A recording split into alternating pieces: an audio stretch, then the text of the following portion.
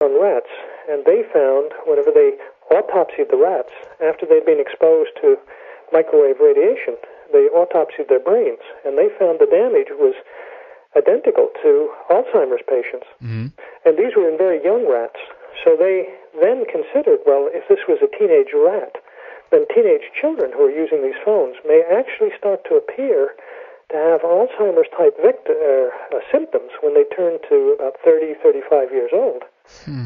Because the damage isn't getting fully repaired. And if this continues, that we may be saying our young people, as they get older, starting to have early Alzheimer's. And even the study done by the mobile phone industry that just came out about a month ago, as I told you about in the beginning, they found that it caused learning problems in the classroom when children were exposed to this. And not only that, it caused depression in children and teenagers. Well, now, because of course you're playing around with their hormones. And I don't know what's happening in Sweden, but I know in Ireland and in Britain, we've had a large sudden spate of teenagers killing themselves, committing suicide. Yeah. And we don't know if it's related to all of this electrosmog that we're creating in their schools and their homes. Well, there's kind of two sides to this, because if it is true that the radiation are then the main cause for a lot of the depression, then what they're trying to at this point kind of counter that with is a lot of these SSRIs and different hormone balancing drugs basically that are supposed to make the kids less depressed. What it actually does is of course to numb you so much you either can't feel joy or sadness or whatever. But it seems to be that they're trying to counterbalance this up with a potential chemical substitute or whatever you want to call it, and this, as we know at this point, is horrendous. I mean, people are, or especially young kids, then are kind of attacked on two different levels here. It's horrendous, That's right. You see, now, if you think that they're the ones who are being the most affected here with the microwaving, and then on top of that, you're adding in the chemical assault to try and correct the hormonal changes that are happening to them. Yeah. You're going to end up with a very sick animal. There isn't any choice. I can't imagine how it could be anything else. And I'm certainly not the person saying this. Europe is even saying this. The European Environmental Agency, the watchdog agency for Europe, had put out a warning about 2 months ago to all of the citizens of Europe to avoid Wi-Fi and the radiation from Wi-Fi, and also radiation from mobile phone masts and mobile phones. Yeah. And they're saying that if we don't act now to reduce our exposure, that this could be the new asbestos of the future. Well, exactly. And again, as I said, this is happening on a global level. I mean, in regards to asbestos, this was in some cases just houses here and there, so to speak. But in this case, it's globally, it's on all the time, and everyone is being subjected to it. That's the real danger here, It is, because if we had have just done Rhode Island in America, small little state, and then waited 20 years or 50 years to see what happened to them, right, we would probably know not to do this. But we haven't. We've done everybody. The entire world is being irradiated now. And if this turns out that it causes infertility, we could be wiping ourselves off the planet. And there is no proof that that's not happening. Yeah. And I know there are people out there who will say, yes, but there are studies that say there's no harm. But there's also equally a very large and growing body of studies saying that there is harm. And when you have two camps like this, two bodies of evidence, you must err on the side of safety. Because if these studies do exist which show harm, any one of them could prove to be true. And we cannot take the chance globally on this technology for something which is as trivial and as meaningless as a telephone call and a wireless internet connection. Yeah, I agree. It doesn't bear thinking about. I agree. We don't need this technology. And I know people say, oh, but it's progress, Well, asbestos was the best building material, and we had to stop using it. So much for progress. Yeah. And it's the same with nuclear power plants. Everybody was building them. And then we had a 3 Mile Island in America, and then we had Chernobyl in Russia, and we learned that this is not all that safe. Yeah. And we could actually end the whole population through these things. Exactly. And you know what? I want to tie this in a little bit in regards to the bees that actually went dead, and we could potentially see what happened there with the bees as a kind of precursor, as a warning signal. What I'm getting at here is also that, as you said, we're constantly kind of bathed in these signals, and it's like a web almost. We're trapped in it, as our bodies cannot, respond to the natural flow, if you will, of the frequency. Because I guess there's either if we're talking about nature in itself, or even actually cosmic radiation to some degree is coming in also. It's like a constant stream of natural radiation or signal, a white noise, if you will. But this is totally blocking this out. We could potentially abrupt birds' way they navigate and so forth. But I guess that you were saying also that the bees potentially, their die-off, this could be connected with the wireless, right? Yes, this came in again in the Independent. I think it was in the London Times, where they have scientists in Germany actually put a mobile phone near hives, and the bees abandoned the hive. They wouldn't go into it.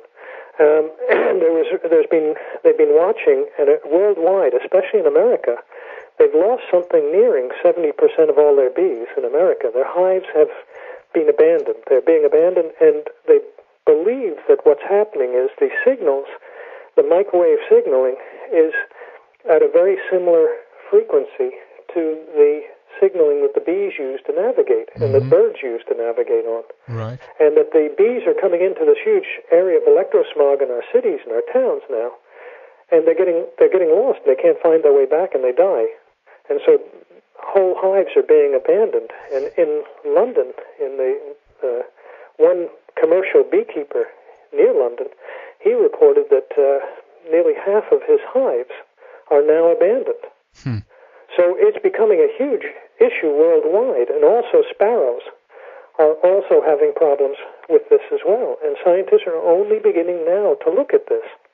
And I don't want to scare the listeners, but Einstein, I think it was Einstein who said that when the bees die, if the bees die, we only have 4 years to live after the last bee. Because we need bees to pollinate our plants, both for horticulture and agriculture. We can't do it without them. Yeah, that's absolutely right. And we're very dependent on these little creatures, and it would seem that we should find out now what this is doing and turn this off if, in fact, it's having any effect on bees at all. Yeah. Wasn't there one other study or minor experiment, so to speak, where one put a cell phone right next to a hive? Wasn't it right? Yes, that was the German study. They put a mobile phone next to the hive, and the bees all abandoned the hive. Right. And I was told as well that there was a professor in London who, when he moved into his house, he had 2 hives up in the roof space of his house, and he had them for years. And then he got Wi-Fi, and he plugged in the Wi-Fi, and that was the end of the bees. They all left. Now, he was being interviewed for that Panorama show I told you about. Right. I don't know why he didn't get on the program, but that's what I was told. Yeah. Very interesting.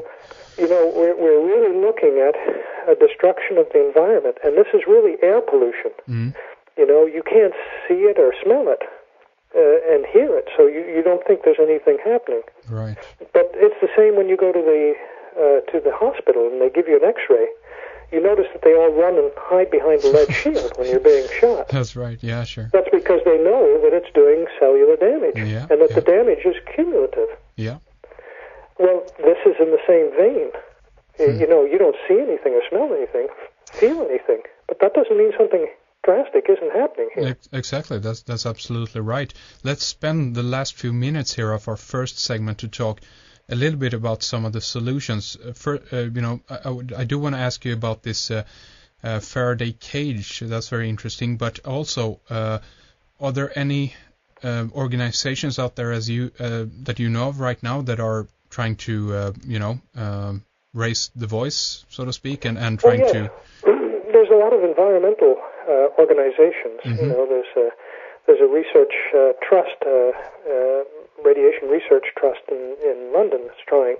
They're in every country in the world now, and these are scientists in these organizations trying to raise the alarm that something's wrong here. Right, right. And if I were giving your listeners something to do here at the end of this program, I would advise them quite urgently to take a look at their environment. That would be the first thing, and to eliminate any unnecessary radiation that they're exposed to. Right. I would advise them not to have any of this wireless equipment on at night or near their beds. Clear this away from your sleeping area at all costs. Mm-hmm.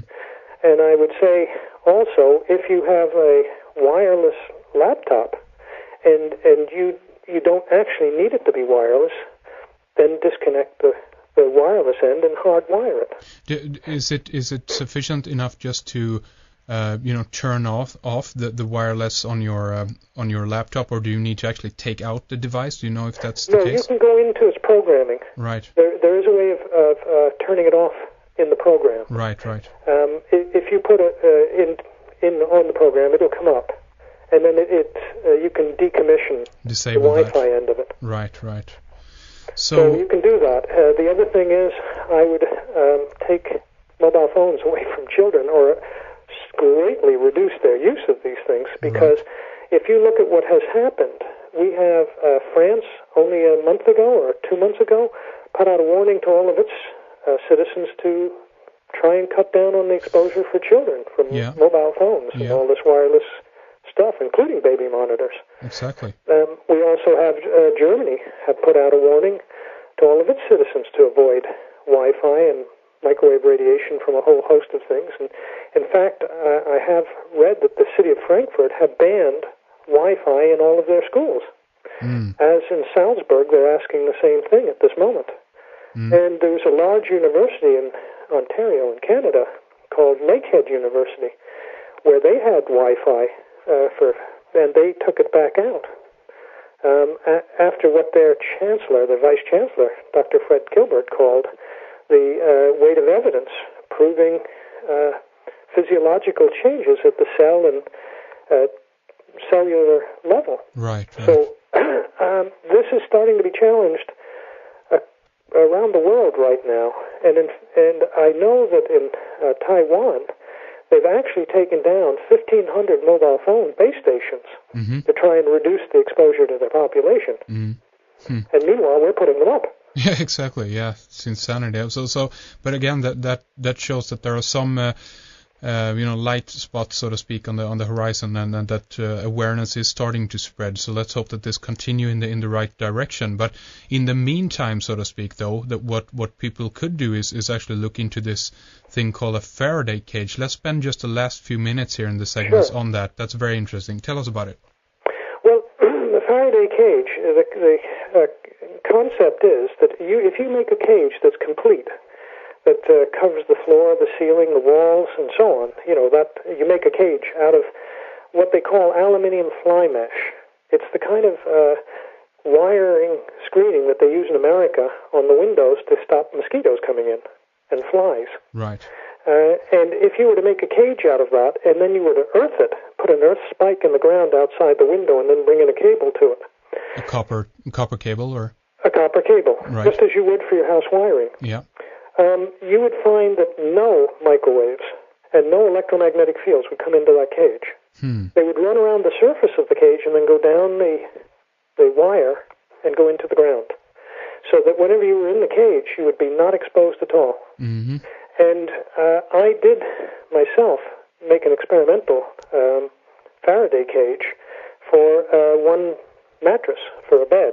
Right. And the sleep that I got in that Faraday cage was phenomenally better than I get outside of the cage. Yeah. So there's a huge effect happening here, and there are materials that you can get that are on the market, as I told you about the military using them. Yeah. There are fabrics that are out there and available that you can buy, that you can make curtains out of.